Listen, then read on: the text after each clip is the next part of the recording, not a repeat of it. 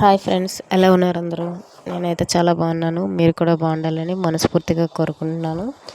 ఈరోజైతే వంకాయ పులుసు అండి ఎలా ప్రిపేర్ చేయాలో చూపిస్తాను. ముందుగా ఒక కళాయి అయితే పెట్టుకొని అందులో కొద్దిగా ఆయిల్ వేసుకొని నెక్స్ట్ జీలకర్ర, ఆవాలు, శనగపప్పు, మినపప్పు కొంచెం వేసుకొని ఇది కొద్దిగా ఫ్రై అయినాక కొంచెం కరివేపాకు, నెక్స్ట్ ఒక 3 పచ్చిమిర్చి, ఒక ఉల్లిపాయ స్లైసెస్గా కట్ చేసుకుని అయితే వేసుకోవాలి. ఇది ఫ్రై అయినాక ఉల్లిపాయ అయితే వేగిపోయినాక కొద్దిగా వేగిన తర్వాత అల్లం వెల్లుల్లి పేస్ట్ అయితే వేసుకోవాలి. అల్లం వెల్లుల్లి పేస్ట్ వేసుకొని కొంచెం పచ్చివాసన పోయేంత వరకు అయితే వేయించుకోవాలి.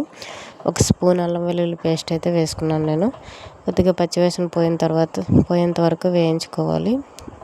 ముందుగా అయితే నేను వంకాయలు అయితే కడిగేసి ఒక బౌల్లో అయితే వాటర్ పోసి అందులో కొద్దిగా ఉప్పు వేసేసి వంకాయలు అయితే ముక్కలుగా కట్ చేసి అందులో వేసుకున్నానండి. ఎందుకంటే వంకాయలు కండ్రెక్కిపోతాయి అంటారు కదా, కండ్రెక్కన్నా ఉండడానికి అనేసినని ఇప్పుడు వంకాయ ముక్కలు అనేది ఇందులో అయితే వేసుకున్నాను.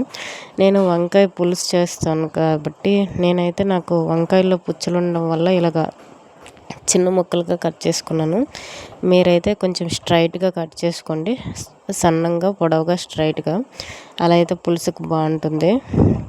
నేనైతే పుచ్చులు ఉండడం వల్ల ఇలా చిన్న ముక్కలు కట్ చేసుకున్నాను. ఇది కొద్దిగా ఫ్రై అయినాక ఇందులో ఉప్పు, రాళ్ళుప్పు కొంచెం వేసుకున్నాను, పసుపు, కారం, ధనియాల పొడి వేసుకుని బాగా కలుపుకోవాలి. బాగా కలుపుకున్న తర్వాత ఒక 2 టమాటాలు అయితే వేసుకోవాలి. 2 టమాటాలు వేసుకొని కొద్దిగా వేయించుకొని కొద్దిగా ఫ్రై అయిన తర్వాత నెక్స్ట్ చింతపండు అనేది కొంచెం చింతపండు తీసుకోవాలండి. అది తొందరగా మెల్ట్ అవ్వడానికి కొద్దిగా వాటర్ అయితే అందులో పోసుకొని, అంటే కొంచెం గట్టిగా ఉంటుంది కదా చింతపండు, వాటర్ వేసుకొని పోసుకుంటే కొంచెం వేడి నీళ్ళు వేసుకుంటే తొందరగా మెల్ట్ అవుతుంది. పిసికేసి తొందరగా వేసుకోవచ్చు. నేనైతే ఆ చింతపండు పులుపును అనేది ఈ టమాటాలు కొద్దిగా వేగిపోయినాక చింతపండు అనేది వేసిన తర్వాత కొంచెం ఉప్పు అనేది సరిపోయేటట్టు ఉంటే చూసుకోండి, లేదు అంటే వేసుకోండి. అంతే అండి. ఈ చింతపండు పులుపు వేసిన తర్వాత కొద్దిగా వంకాయలు అయితే ఉడకాలండి. బాగా కొద్దిగా గట్టిగా ఉంటాయి కదా, కొంచెం బాగా ఉడికిన తర్వాత అంతే అండి. లాస్ట్లో కొత్తిమీర వేసి దించుకుంటే అంతే అండి, వంకాయ పులుసు రెడీ అయిపోయినట్టే. నేనైతే వంకాయ పులుసు ఇలా ప్రిపేర్ చేస్తాను.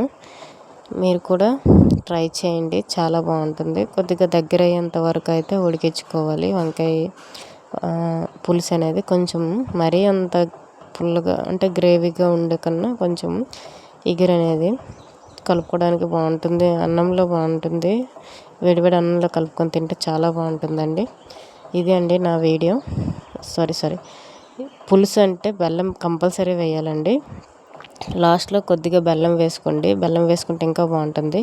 పులుసు అంటేనే బెల్లం వేస్తే చాలా టేస్టీగా ఉంటుంది. ఇది అండి నా వీడియో కనుక నచ్చినట్లయితే లైక్ చేయండి, షేర్ చేయండి, కామెంట్ చేయండి, సబ్స్క్రైబ్ చేయడం మర్చిపోవద్దు. Please support for me.